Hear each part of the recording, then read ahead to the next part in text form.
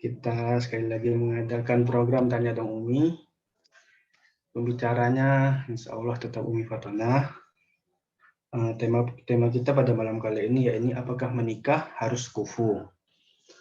Bagi teman-teman yang nanti ingin bertanya, bisa tuliskan pertanyaannya di kolom chat. Nanti insya Allah bakalan MC bacakan pada malam kali ini.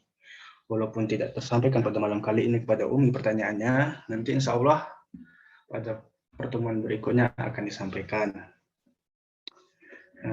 Sebelum kita masuk ke acara, sebelum kita mulai acaranya, MC mau mengingatkan kepada teman-teman untuk rajin beribadah pada bulan Ramadan ini, karena bulan ini lebih baik daripada bulan lainnya, terutama pada 7 malam terakhir yang mana lebih baik pada malam-malam sebelumnya.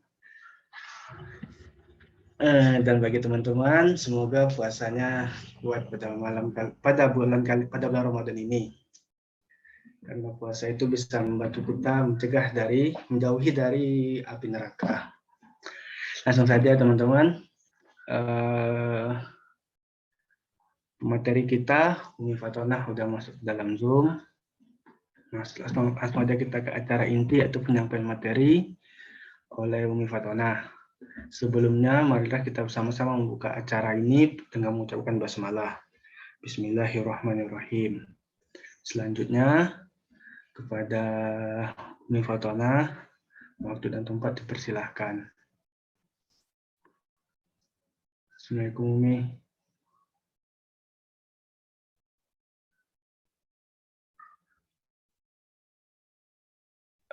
Kayaknya Umi belum bisa teman-teman.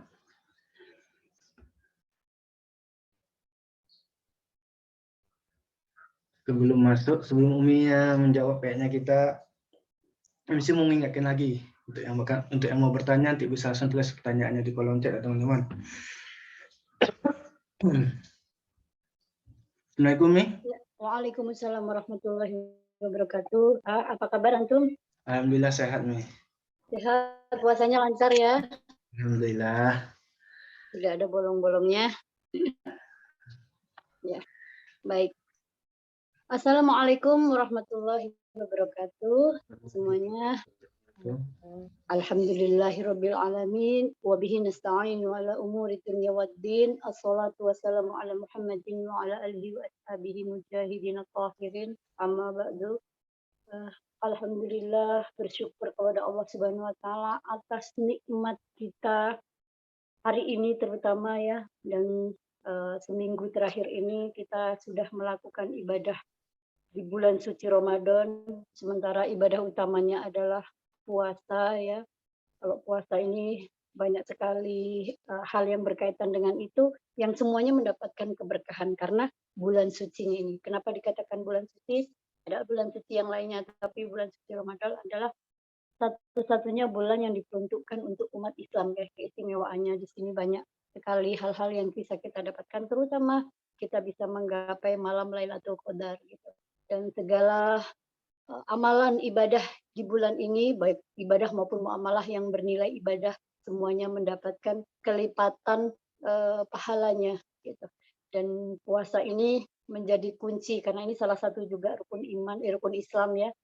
Bagi seorang wanita, apalagi yang udah menikah gitu ya, apabila sholatnya dijaga, kemudian puasa di bulan suci Ramadan bisa menjaga kehormatannya, kemudian taat kepada suaminya, tidak perlu repot-repot mencari 1-2 pintu surga. Semua pintu surga akan dibuka. Tapi apakah semudah itu? Ya perjuangannya tentu tidak semudah yang diucapkan.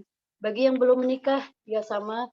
Dan yang kunci terakhir adalah mendapatkan ridho orang tua. Jadi bagi kalian yang belum menikah, silakan berlomba-lomba untuk menggali, mencapai, mendapat ridho orang tua, diikhtiarkan gitu. Ya tidak mudah, apalagi sama orang tua sendiri maunya kita manja, ngeyel dan lain-lain ya, apalagi menurut kita kadang orang tua tidak benar gitu.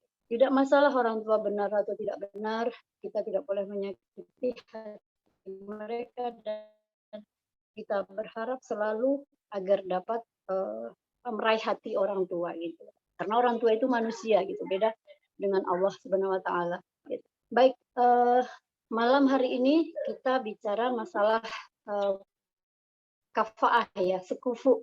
sekufu dalam pernikahan, apa perlu sekufu dalam pernikahan gitu. Kita tahu bahwa tujuan pernikahan adalah sesuai dengan surat Ar-Rum ya ayat 30 gitu. Jadi pernikahan tujuannya untuk apa? Agar tercipta ketenangan. Ketenangan bagi kalian yang menikah gitu. Bagi siapa saja yang menikah, dia mendapatkan ketenangan lalu nanti akan dijadikan dengan ketenangan itu rasa cinta, kemudian kasih sayang. Jadi ketenangan dulu yang akan dicari gitu. Kalau seandainya dengan pernikahan tidak ada ketenangan, itu benar-benar ujian ya. Tapi ketenangan ini bukan juga serta merta didapatkan, memang harus diperjuangkan. Gitu. Sementara apa hubungannya tujuan pernikahan dengan ketenangan dengan kafaah sekufu? Kita lihat dulu arti dari kufu itu sendiri atau kafaah ya. Ini adalah satu persamaan atau kesebandingan atau selaras gitu ya. Apakah ya kalau kufu kayak gini kan kadang-kadang buat kita itu satu hal yang memang lumrah, satu hal yang memang diharapkan, dianjurkan, tapi tidak mudah dilaksanakan. Implikasinya nanti banyak. Kadang-kadang ada ikhwan atau akhwat yang mungkin derajatnya lebih tinggi gitu. Terus kemudian kita insecure kayak gini, apakah dia pantas untukku gitu, atau lebih rendah, apakah dia pantas untukku. Ini kita lihat kufu dalam fikih yang disebutkan oleh para ulama. Kufu di sini itu tidak mempengaruhi syarat sah pernikahan, tidak mempengaruhi sah atau tidaknya satu pernikahan, karena ini bukan masuk dalam syarat sahnya ya. Syarat sahnya kita tahu sendiri, ada mempelai laki-laki, mempelai perempuan dan lain-lain gitu ya. Oke, terus kemudian terus untuk apa tujuan kufu ini? Tujuannya yaitu untuk supaya meminimalisir terjadinya ketidakharmonisan dalam rumah tangga. Seperti apa? Misalnya ini kan kufu ini kalau bisa kita bilang ini adalah hak perempuan dan walinya. Kufu ini maksudnya tidak berlaku untuk kriteria laki-laki. Artinya ini adalah hak bagi perempuan dan walinya ya. Tujuannya agar kesalahpahaman yang mungkin nanti terjadi itu bisa diminimalisir. Kalau misalnya dalam satu keluarga tidak sebanding, terus kemudian jalan pikirannya kemudian berbeda, apalagi derajatnya berbeda, kemudian tingkat sosialnya juga berbeda, ini dimungkinkan kebanyakan akan terjadi perselisihan. Tapi apakah ini menjadi satu-satunya? Gimana ya Mi, ya susah gitu. Ya karena sebenarnya dalam Islam yang paling mulia di antara kamu adalah dinilai dari ketakwaannya gitu. Jadi sebenarnya dalam Islam tidak terlalu menentukan masalah kufu, tapi dianjurkan. Dianjurkan di sini adalah lebih diperhatikan nasib dari seorang wanita ketika suaminya tidak sekufu dengan dirinya, dengan perempuan tersebut. Seandainya perempuannya lebih rendah itu tidak masalah, tapi kalau laki-lakinya yang lebih rendah, misalnya perempuan solehah menikah dengan laki-laki yang fasik gitu ya. Ini perempuannya taat, patuh, kemudian sangat menjaga kehormatan diri, terus kemudian taat banget sama suaminya. Tapi suaminya fasik, zolim. Jadi nanti nasib seorang wanita bisa ini ya, dalam tanda kutip berbahaya dengan agamanya. Lama-kelamaan mungkin tidak sabar, kemudian agamanya menjadi rusak. Terus kemudian seandainya misalnya wanita merdeka dengan laki-laki budak, bagaimana dia akan melindungi istri dan anaknya sementara dia sendiri posisinya adalah budak, misalnya gitu ya. Kemudian masalah nasab gitu. Misalnya kalau di Arab dulu Bani Hashim atau Bani Muthalib itu tidak dianjurkan menikah dengan suku yang lainnya karena sangat tinggi sekali derajat Bani Hashim, itu Bani Hashim dari Nabi Ibrahim ya, Bani Muthalib juga itu. Kemudian menikah dengan laki-laki lain. Pernah Masya Allah, Afwan, ini pasukannya pada kabur menuju ke sini. Baik, kalau kita ketahui sekarang keturunan Rasulullah, kalau laki-laki biasanya kalau di Indonesia kita sebut sebagai habaib ya, terus perempuan itu kita sebut sebagai syarifah. Mereka tidak dianjurkan menikah dengan perempuannya ya, terutama yang akhwatnya, tidak dianjurkan menikah dengan laki-laki selain keturunan Nabi Muhammad. Karena nanti apa? Putus nasabnya. Karena kalau dalam agama kita yang meneruskan nasab adalah dari jalur laki-laki gitu. Nanti nasab Rasulullah jadi terputus ketika perempuan syarifah itu menikah dengan selain yang bernasab kepada Rasulullah. Tapi apakah ini tidak dibolehkan? Sebenarnya bukan dilarang atau tidak dibolehkan ya, tetap dibolehkan, tapi lebih diutamakan, dianjurkan, lebih kepada kesepadanan, menjaga keturunan dan lain-lain. Tapi kita juga bisa melihat contoh dari Rasulullah. Karena nanti kita cek satu-satu dulu apa yang membuat kategori sekufu ya.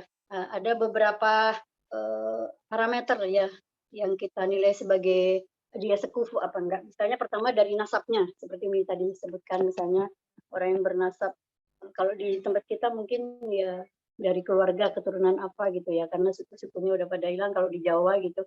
Tapi kalau di Minangkabau, misalnya di Sumatera, di Kalimantan, itu suku-suku masih sangat berpengaruh gitu ya. Kemudian kredibilitas atau keterjagaan agamanya. Terus kemudian status masalah tadi seperti merdeka atau tidak merdeka, bagaimana dia akan melindungi istri dan anaknya sementara posisi dia adalah budak gitu ya. Tapi sementara kalau sekarang udah nggak ada lagi ya perbudakan. Baik, apakah dia tokoh dalam ilmu agama misalnya atau kesolehan ibadahnya gitu, pribadi, akhlak dan lain-lainnya gitu ya, sikap, wawasan keislaman gitu. Kemudian masalah pekerjaan, kepemimpinan gitu, hartanya gitu. Apakah itu menjadi kesepadanan kategori yang dikatakan sekufu gitu. Ulama sepakat kalau masalah harta itu tidak dikategorikan dalam masalah kufu gitu. Contohnya misalnya perempuannya kaya gitu, laki-lakinya miskin. Ini menjadi hak saja, menjadi hak seorang wanita dan walinya ketika mau menikah, kok laki-lakinya lebih miskin gitu. Apakah dianjurkan untuk menikah? Tapi jika laki-lakinya ini misalnya lebih soleh, kemudian dari keluarga yang mulia, tapi dia miskin, tidak masalah. Kita contohkan seperti Sayyidina Ali bin Abi Thalib, Rasulullah tidak masalahkan gitu ya, masalah harta gitu. Apalagi Rasulullah juga dengan Khadijah, walaupun Rasulullah juga sebenarnya dikategorikan kalau di Indonesia itu ya kaya mampu gitu ya. Tapi Khadijah kita akui jauh-jauh lebih mampu. 2/3 harta yang ada beredar di Mekah itu adalah hartanya Khadijah. Tapi di sini kemuliaan Rasulullah, keturunan Rasulullah itu sangat mulia gitu ya. Terus kemudian akhlaknya Rasulullah, pribadi kredibilitas Rasulullah tidak diragukan lagi. Tapi di sini agama dan akhlaknya Khadijah ini luar biasa. Semua harta kekayaan diserahkan semua kepada Rasulullah, dia manut kepada Rasulullah. Ibaratnya dia udah hanya dirinya saja yang diserahkan, yang maksudnya tidak mempersoalkan harta diserahkan kepada Rasul, kemudian Rasul menafkahi Khadijah gitu. Ini terjadi nanti ketika di akhir zaman, misalnya seorang perempuan miliarder gitu ya, menikah dengan laki-laki miskin, taruhlah saling cinta gitu ya, terus kemudian orang tua ya udah nggak masalah kalau mereka saling cinta menikah gitu ya. Akhirnya yang terjadi kalau dia tidak diimbangi dengan pengetahuan agama keduanya, laki-lakinya mungkin merasa minder, kemudian perempuannya juga merasa nafkahnya, kehidupannya tentu berbeda ya, gaya hidupnya berbeda. Perempuan sudah terbiasa termanjakan dengan kehidupan mewah, akhirnya dengan hartanya sendiri dia bisa hidup. Sementara laki-laki punya kewajiban untuk menafkahi. Sementara kalau laki-laki menafkahi dengan kemampuannya, seolah tidak berarti apa-apa, sehingga kadang-kadang harga dirinya ya tercabik gitu ya, misalnya merasa tidak dihargai atau gimana. Banyak sekali kisah ketika seorang perempuannya itu kaya, kemudian laki-lakinya miskin, menafkahi dengan seadanya, akhirnya lama-lama suaminya tidak dihargai. Ini kalau tidak dibalut dengan agama ya ini ya gitu. Terus kemudian masalah pekerjaan, masalah pendidikan itu hal-hal lain sebenarnya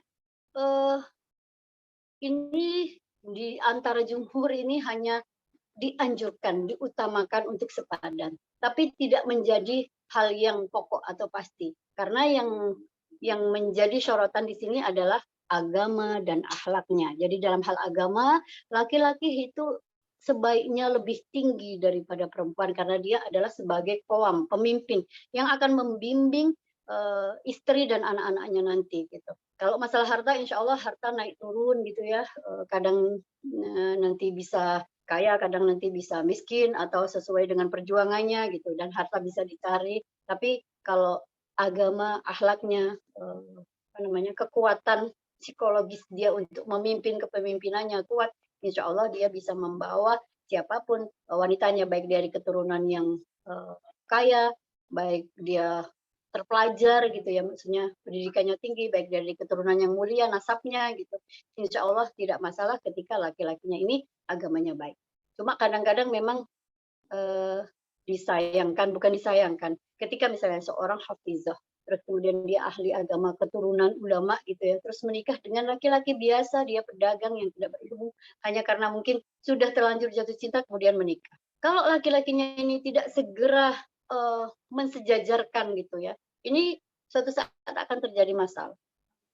Menjaga hafalan istri itu menjadi tugasnya karena dia sudah hafal Quran ya, kemudian pemakluman-pemakluman di sini.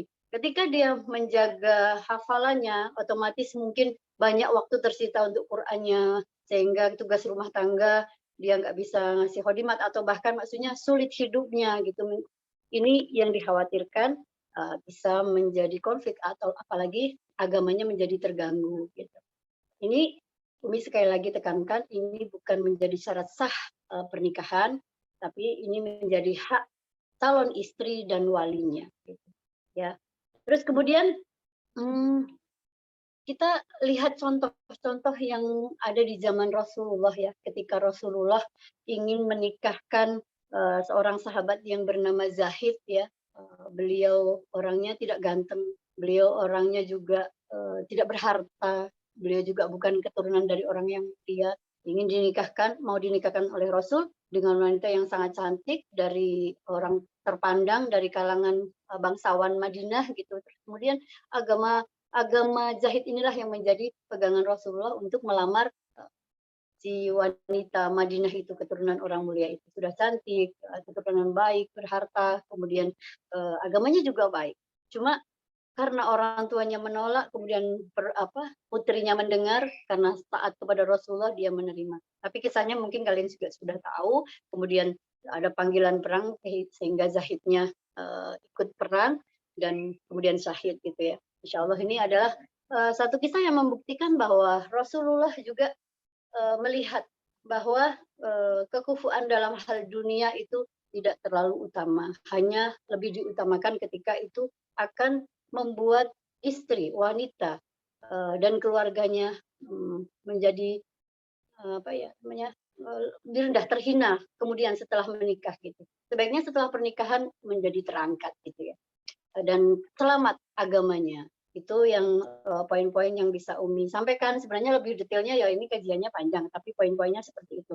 Jadi kufu di sini lebih, kalau Umi sampaikan ini lebih kepada agama ya, lebih kepada agama, pemahaman agama gitu. Kemudian lebih kepada haknya si wanita dan walinya gitu. Seandainya mereka tidak mau karena masalah ini sangat-sangat dimaklumi, karena menikahkan anak putrinya dengan laki-laki yang tidak sepupu, misalnya, yaitu yang disampaikan dia solehah, kemudian dinikahkan dengan laki-laki fasik, itu sangat tidak adil gitu ya. Dan tapi ini kan sama seperti jual beli ya, antara diminhum, sehingga ketika akan ada keriduan di antara keduanya tidak masalah. Seperti kita jual beli, kita tahu keadaan yang sebenarnya dari barang tersebut. Ini bukan berarti Umi ini mengumpamakan kayak jual beli barang gitu ya. Enggak, tapi kita umpamakan filosofinya aja. Ketika barang tersebut itu kita tahu cacatnya, jeleknya, tapi kita ridho, kita senang, kita lakukan karena Allah gitu. Ya tidak masalah, itu kan hak ya. Nah, ya itulah yang Umi bilang bahwa ini adalah hak wanitanya. Ketika dia miskin, dia jelek, dia lebih tua, pendidikannya mungkin lebih rendah, tapi dia hanya melihat kesolehannya, agamanya mungkin dia juga lebih tinggi gitu, anak berpendidikan di pesantren misalnya selama 20 tahun gitu, tapi ikhwannya biasa aja, anak baru hijrah gitu. Nah, tapi dia yakin dia suka belajar nanti ke depan dia gini, karena apa namanya, dasar karakternya ini bagus oleh gitu pembelajar. Dia terima gitu. Ya nggak masalah ketika si akhwat ini ridho. Yang perlu dipersiapkan adalah ketika poin-poin perbedaan itu, ketidaksekufuan itu ke depannya akan menimbulkan konflik apa-apa udah terbaca dan dia mempersiapkan diri untuk apa namanya, menghadapinya dengan ikhlas, sabar, ya nggak masalah. Tapi namanya pernikahan ini adalah perjuangan jangka panjang, memang sebaiknya yang paling utama adalah masalah akhlak dan agamanya. Kalau masalah keturunan, yaitu kita tidak kita hidup di berkehidupan sosial ya, ada penilaian-penilaian dari sosial masyarakat di lingkungan kita. Ini ada suara tadi? Iya, udah diamat nih, maaf nih. Ya, baik. Mungkin sementara itu ya, karena ada beberapa perbedaan dari cuma jumhur ulama yang berbeda hanya Maliki gitu ya. Kalau untuk Syafi'i, Hanafi, Hambali sepakat. Kemudian dari Imam Nawawi, Ibnu Qadir, Azhari dan lain-lain itu hanya perbedaan-perbedaan yang ya garis besarnya seperti itu. Sangat dianjurkan ketika laki-laki dan perempuan menikah itu mereka sepadan, tapi bukan menjadi syarat sah, bukan hal yang lebih utama. Karena yang paling utama adalah agama dan akhlaknya. Ini lebih kepada agama bagi laki-laki. Kalau perempuan lebih rendah, apapun dalam hal apapun itu enggak masalah gitu ya. Enggak masalah karena di sini pemimpinnya yang membimbing, yang ngajak itu laki-laki. Tapi mungkin kebanyakan laki-laki maunya yang mudah satu paket ya, menikah sudah dengan akhwat yang berpendidikan, yang soleh, yang gini itu, yang mudahnya aja, yang sudah didik orang tua dengan baik-baik gitu. Bukan berarti nggak baik-baik orang tua mendidik, artinya ya laki-laki juga punya hak karena sesuatu yang menyenangkan bagi laki-laki itu kan berbeda-beda gitu ya. Kalau mereka mau menikah dengan akhwat yang agamanya lebih bagus juga tidak masalah, tapi kebanyakan di laki-laki ini menjadi minder gitu. Nanti harga diri nih ya gitu ya. Tapi sebenarnya kan senang aja kalau istrinya lebih solehah gitu ya. Tapi mungkin mau diajak, satunya udah meninggalkan musik, satunya belum, laki-lakinya masih suka musik. Ini satu hal yang kecil-kecil tapi bisa menjadi sumber ketidakharmonisan. Misal kalau masalah agama saja, masalah musik berbeda misalnya gitu ya. Satunya sudah meninggalkan musik, senang sama Quran gitu. Satunya masih suka bermusik-musik, nonton drakor dan lain-lain, itu juga ya satu hal yang memang sudah tidak sinkron ya, tapi sebenarnya bisa disinkronkan, bisa dikomunikasikan dengan komitmen. Cuma ini perlu waktu yang panjang perjuangan dalam pernikahan, banyak hal yang perlu difikirkan, tapi bukan berarti kita harus mempersulit diri, karena sebenarnya ya ada beberapa ulama juga mengkaitkan kalau laki-laki beberapa hal lebih rendah dari segi kufunya juga tidak menjadi masalah. Kemudian apalagi kalau saling sinkron gitu ya. Misalnya perempuannya kaya, laki-lakinya agama lebih bagus gitu. Terus kemudian laki-lakinya ya dari agama ya perempuannya enggak, tapi perempuannya lebih kaya. Kemudian dari kedudukan laki-lakinya lebih rendah tapi agamanya lebih tinggi. Terus kemudian dari segi yang lain, maksudnya saling melengkapi gitu. Itu juga menjadi satu hal pertimbangan buat kita semua yang mau nikah, ya bukan kita semua, maksudnya Umi udah menikah ya, kalian semua yang menikah, silakan kalian ukur-ukur diri, rasa-rasai diri, tapi bukan berarti mempersulit diri, karena ini satu hal yang bagus, tapi juga dalam kenyataannya tidak semudah itu, karena setiap manusia punya kekurangan dan kelebihan. Ada ulama yang menyampaikan juga masalah nasab itu nggak perlu nggak perlu dipertimbangkan, karena yang terpenting adalah orang yang akan menikah itu. Cuma yang menjadi pelajaran catatan adalah kita tetap pelajari nasabnya, keluarganya bagaimana, budaya, karena mau nggak mau kita setelah menikah akan bergabung, maksudnya bergaul dengan keluarga pasangan kita gitu. Otomatis kita juga harus menyesuaikan diri demi apa, keharmonisan rumah tangga kita. Konflik-konflik di luar rumah tangga pribadi dengan keluarga besar itu juga mempengaruhi terhadap keharmonisan rumah tangga. Mungkin sekian gitu dari Umi. Terima kasih atas penyampaian materinya. Insya Allah sudah jelas bagi teman-teman yang lainnya juga. Selanjutnya teman-teman kita masuk kepada sesi tanya jawab. Bagi teman-teman yang punya pertanyaan bisa langsung sampaikan melalui chat dari Zoom ini. Insya Allah bakalan disampaikan kepada Umi.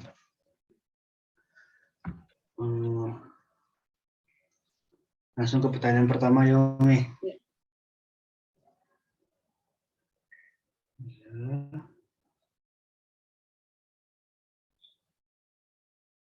Assalamualaikum warahmatullahi wabarakatuh Umi. Waalaikumsalam warahmatullahi wabarakatuh. Bagaimana Umi? Bagaimana jika ingin menikah tetapi terhalang oleh budaya di daerah tersebut yang mengharuskan adanya uang panai? Apakah dia bukan jodoh saya Umi?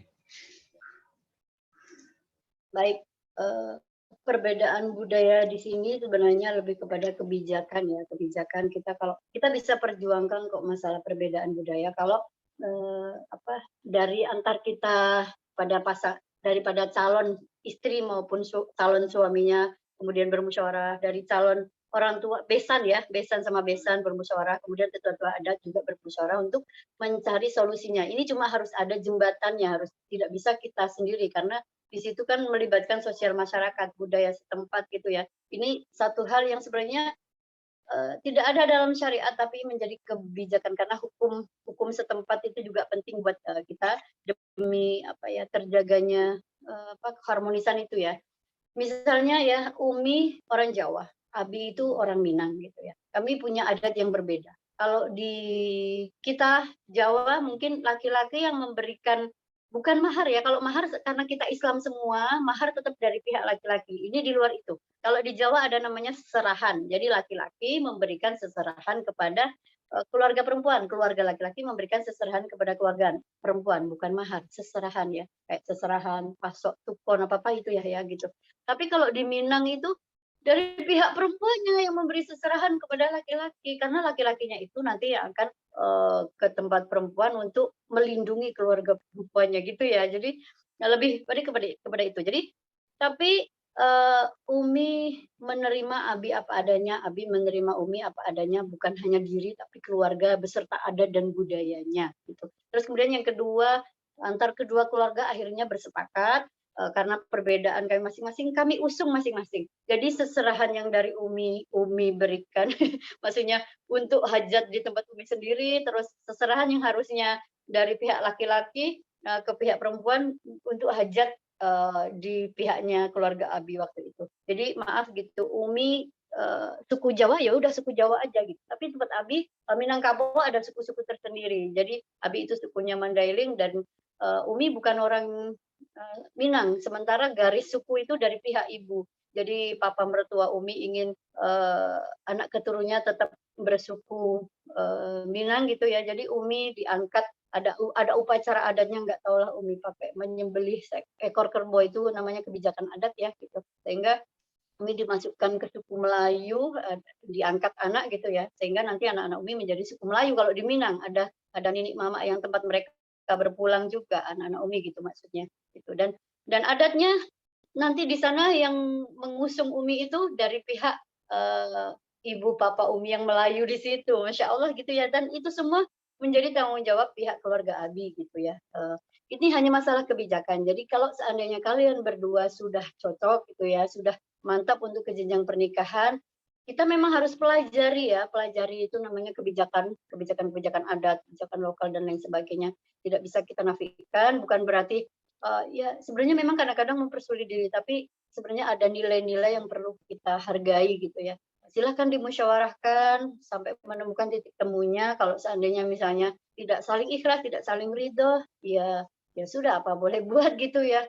Jadi kadang-kadang memang banyak hambatan kita dalam pernikahan ya masalah adat biasanya gitu. Kalau seandainya di tempat tersebut masih sangat kental dengan adatnya. Di Jawa juga begitu. Ada kisah anak rumah ta'aruf yang berkali-kali gagal karena bapaknya itu masih kejawen, nyebrang sungai lor, apa itu Wonosari sama Kulon Progo, karena apa itu wetan kulon gitu, nggak ngerti lah Umi gitu. Terus akhirnya nggak jadi, udah mau khitbah gitu ya, nyebrang sungai dari nggak ngerti Umi.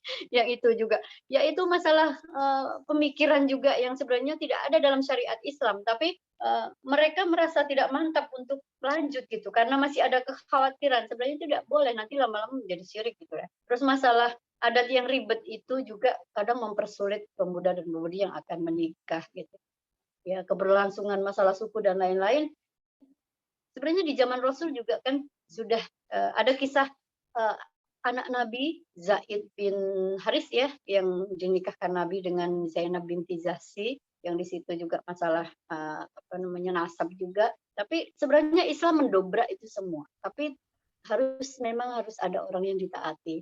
Waktu itu juga yang ditaati adalah tentu Rasulullah gitu, yang tidak bisa waktu itu Abdullah tidak mau menikahkan adiknya gitu ya, sehingga turun ayat Rasulullah ketika Rasul sudah memerintahkan sami'na wa ata'na gitu. Sehingga Abdullah minta maaf dan kemudian menerima Zaid bin Haris sebagai suaminya Zainab binti Jahsy.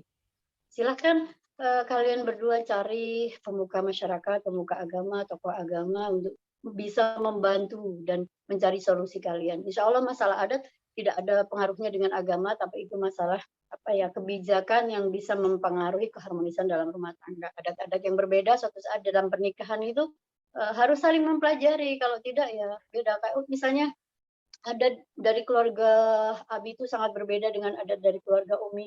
Kalau enggak kaget-kaget gitu, apalagi perempuan sensitif gitu ya, di sana misalnya keras gitu, di tempat kita harusnya begini, ya itu satu hal yang memang tidak bisa kita pungkiri akan selalu ada, dan tapi itu tidak mempengaruhi masalah syariat, tapi lebih kepada keharmonisan ke depannya. Tapi ketika kalian semua lebih mengutamakan agama dan akhlaknya, insya Allah semua bisa ada solusinya gitu. Ya, saran Umi, temuin keluarganya, saling bertemu ya antar keluarga dan membicarakan perbedaan-perbedaan ini. Kalau seandainya mampu, ya diberikan apa syarat itu ya. Kalau seandainya tidak mampu dan mereka tetap meminta, ya ya mundur silahkan, nggak masalah, masih ada calon-calon yang lain. Untuk masalah jodoh atau tidaknya kita tidak tahu sebelum akad nikah. Kalau memang kita yakin dia adalah orang yang terbaik yang perlu kita perjuangkan, perjuang. Itu akhir-akhir jawaban dari ini. Terima kasih atas jawabannya ini. Selanjutnya nih, ada pertanyaan lagi nih.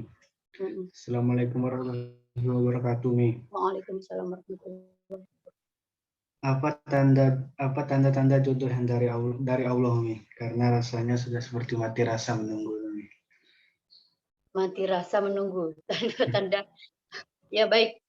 Apa tanda-tanda apa ini maksudnya? Tanda-tanda jodoh. Oh, tanda-tanda jodoh.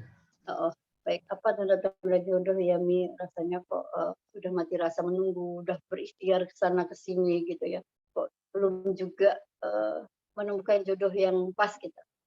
Baik, semakin hari, terutama misalnya akhwat gitu ya, semakin hari usia semakin bertambah.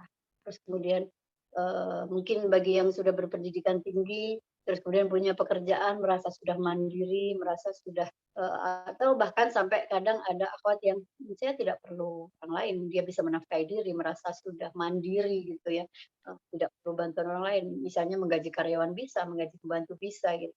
Tapi ada hal-hal yang tidak bisa dipungkiri, kepemimpinan kita seorang wanita butuh pemimpin, kita seorang wanita butuh menyempurnakan separuh agama kita untuk bisa beribadah kepada Allah, lebih lengkap kodratnya kita sebagai wanita gitu. Dan itu apa ya? Ya memang perlu diikhtiarkan, perlu diperjuangkan. Seyogianya Umi berkali-kali tekankan bahwa ini adalah tugas dan tanggung jawab dari ayah kita atau wali kita, kakak kita, Pak D kita, kakek kita gitu, untuk menikahkan kita pada laki-laki soleh menurut pandangan mereka gitu. Nah, jadi seandainya kita sudah berikhtiar, jangan malu untuk sampaikan kepada Pak carikan gitu. Saya sudah siap menikah gitu.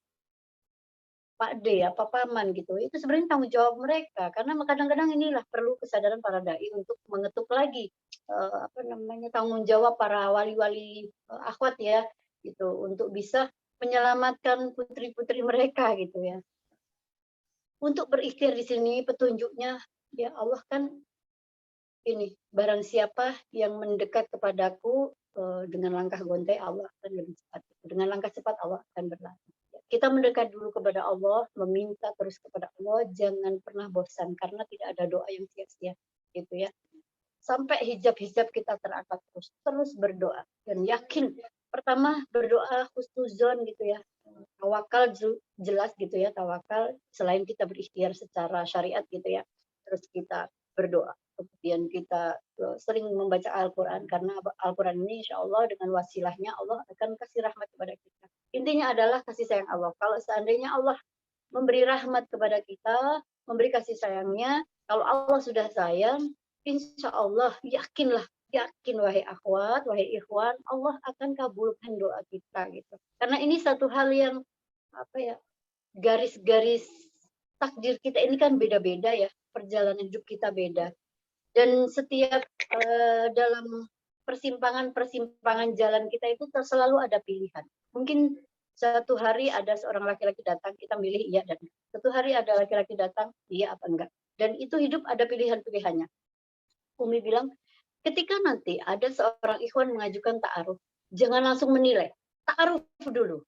Ketika ada paman, bapak, ibu semua mengenalkan kepada kita, kenali dulu gitu. Jangan langsung menilai dari luarnya. Ini yang sering Umi selalu tekankan kepada para akhwat gitu ya, jangan cepat menilai seseorang gitu.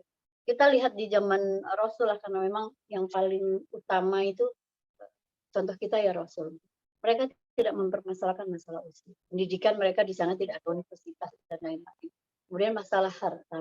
Yang mereka permasalahkan adalah agamanya. Bagi kita perempuan, ketika kita dihadapkan dengan laki-laki yang bijaksana, kemudian baik agama dan akhlaknya, kita bisa tenang bersama dia. Ibaratnya kalau orang udah bungkus aja gitu, bungkus aja, nggak usah terlalu detil-detil gitu ya, detil-detil misalnya pendidikannya apa, sarjana ini itu gitu ya, terus kemudian hartanya. Kalau kita memang sudah di batas usia gitu ya, jangan terlalu detil, boleh memilih tidak sembarangan, tapi sekiranya kita bersama dia itu tenang, bersama dia itu bisa meneduhkan gitu, ya berjuanglah bersama gitu. Jangan lihat ekonominya sekarang gitu. Yang penting hal-hal yang kalian inginkan dikomunikasikan sehingga oke, bisa jalan bersama dan terima dia.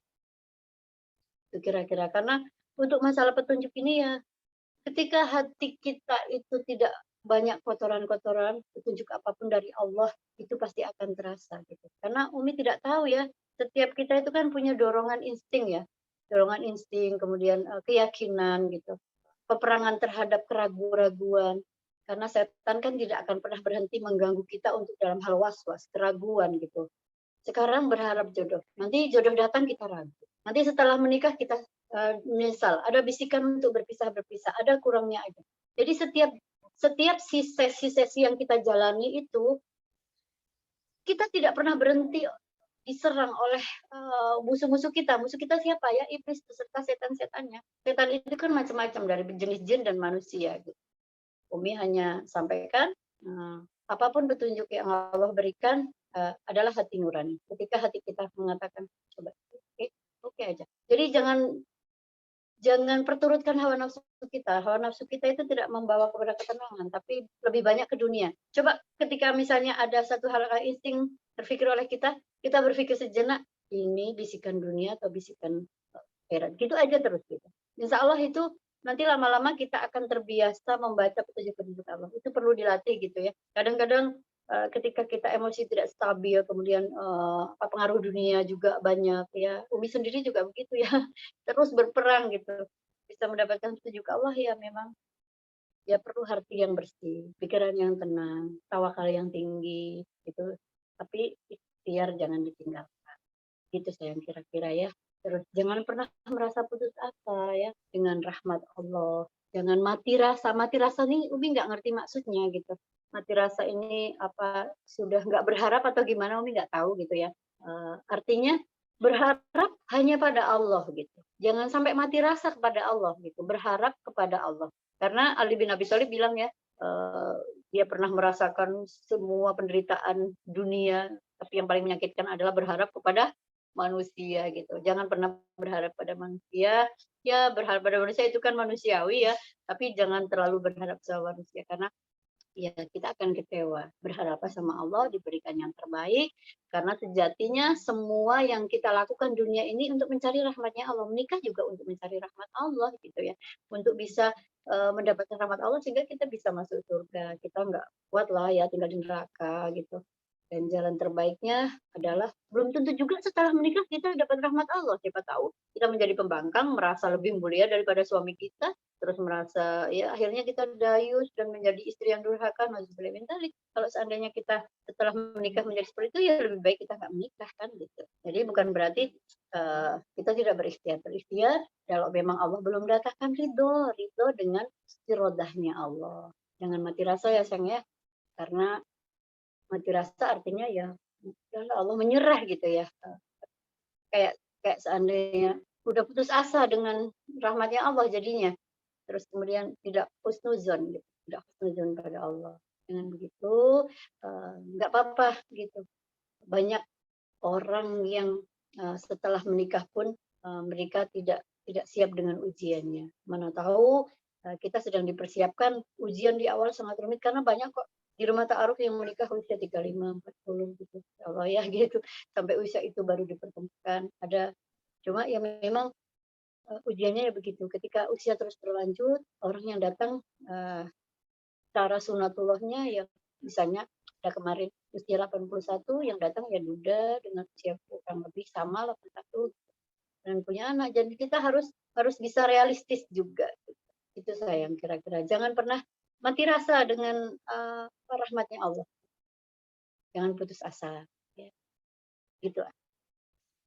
Terima kasih atas jawaban dan nasihatnya, Umi. Ya.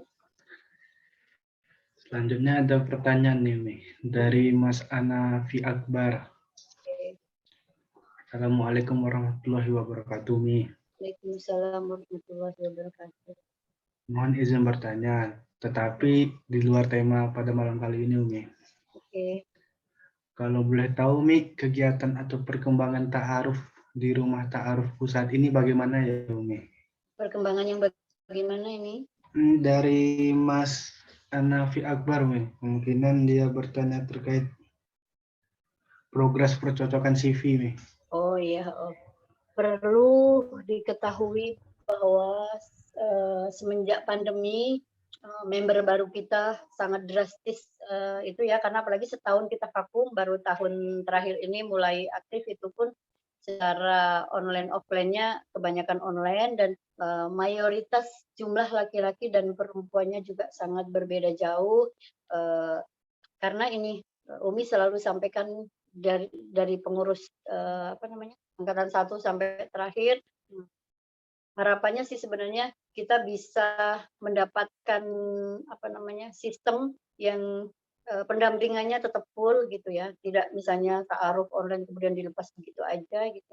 Cuma banyak keterbatasan kita ya, terutama dalam hal pendampingan offline ketika pandemi, sehingga yang berta'aruf memang kebanyakan itu hanya 30% lah dari kebiasaan gitu. Terutama ini lebih kepada tahun kelahiran gitu. Kebanyakan ikhwan ingin akhwatnya lebih muda, tapi kebanyakan akhwat juga ingin ikhwannya lebih usia di atasnya. Nah, ini yang menjadi titik tidak sinkronnya gitu. Sementara setiap angkatan akhwat itu kelahiran 96 ke atas itu sangat langka dan ikhwan kelahiran 96 ke atas itu banyak gitu. Jadi banyak ikhwan ingin menikah muda, banyak akhwat ingin menikah di usia dewasa yang mereka harus lulus kuliah dulu, kemudian kerja. Nah, untuk perkembangan ta'arufnya tetap ya tidak banyak offline-nya, jadi tetap dengan online gitu. Online-nya itu sama Umi saling merekomendasikan, memilih CV gitu. Tapi ada 1-2 ikhwan yang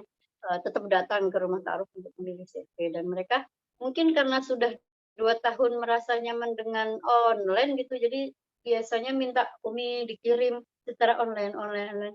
Ini berimbas kepada ini, ketika orang mudah untuk mendapatkan satu informasi kemudian kurang menghargai gitu. Maksudnya gini, ketika zaman dahulu offline, Umi bisa bantu si akhwat mempresentasikan CV-nya, kemudian dengan pandangan Umi memberikan penjelasan yang lebih detail gitu ya, sehingga ikhwan mempertimbangkan, terus ada tanya jawab langsung, ini lebih mengarahkan gitu ya, dan kebanyakan tidak ada yang tidak berhasil gitu. Pasti setiap datang kemudian ta'aruf, terus segera berakhir seminggu atau enggaknya kalau seminggu langsung nazor atau kemudian milih CV lagi. Tapi ketika online ini sepertinya saling kurang menghargai gitu ya. Direkomendasikan kadang udah 5, 10, 15, 20 CV akhwat belum baru baca CV belum. Jadi belum ada yang belum sampai ke tahap ta'aruf gitu ya. Ikhwan akhwat sama saja gitu.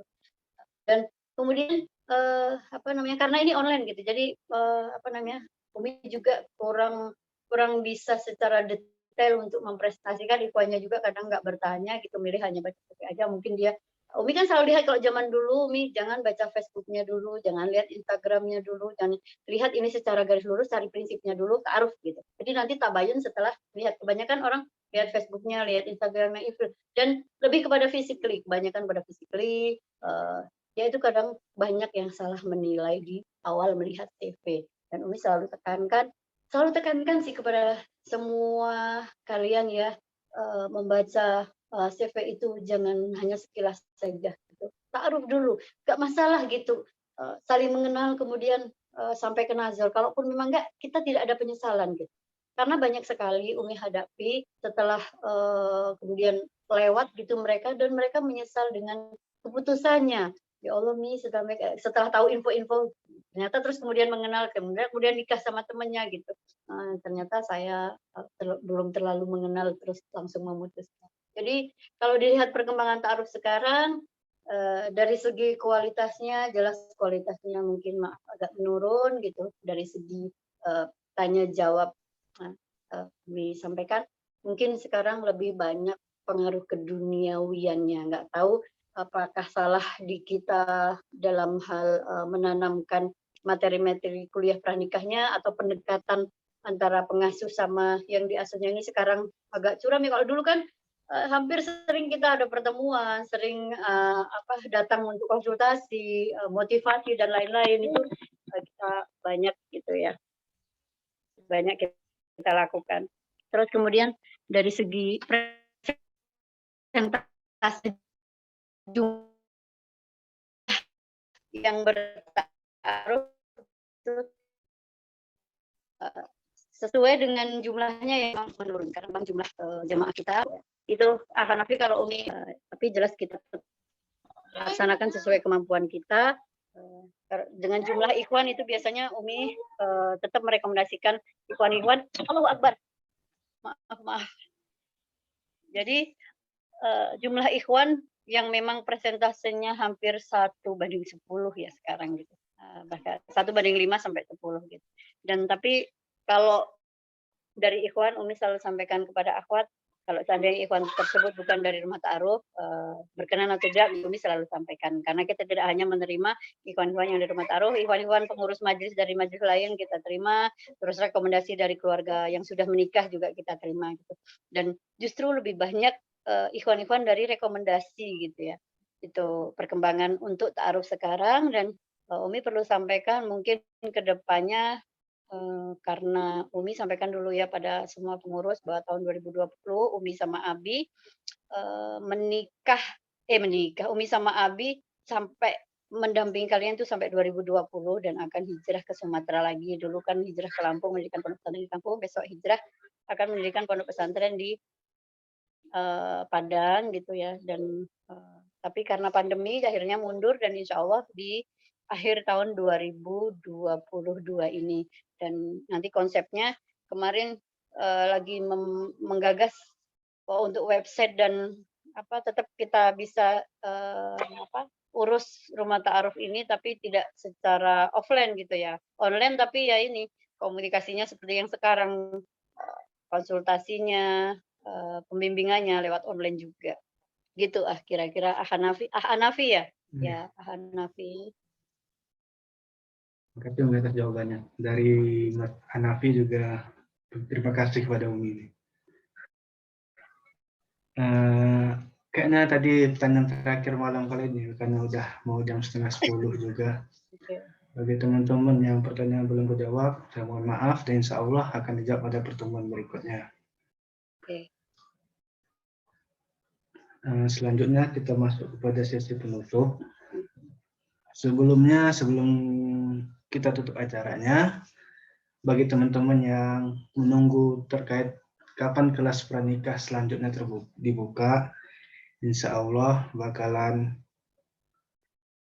bakalan dibuka secepatnya. Informasinya tunggu aja, nanti lihat di Instagram Rumah Ta'arufku, di rumah-ta'arufku.official. Kita masuk pada sesi penutup. Marilah kita tutup acara kita dengan mengucapkan hamdalah, alhamdulillahirrabbilalamin, dan juga doa kafaratul majelis. Subhanakallahumma wa bihamdika, asyhadu an la ilaha illa anta, astaghfiruka wa atubu ilaik. Terima kasih Umi atas kan sudah memberikan waktu pada malam kali ini.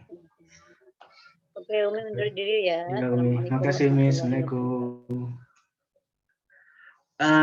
Teman-teman yang pertanyaannya belum kujawab, insya Allah di pertemuan berikutnya bakal kita jawab. Pertemuan berikutnya kapan? Tunggu aja informasinya. Lihat aja di Instagram Rumah Ta'arufku. Saya sebagai MC mohon maaf atas kesalahan saya buat pada malam kali ini dan mohon undur diri. Assalamualaikum warahmatullahi wabarakatuh.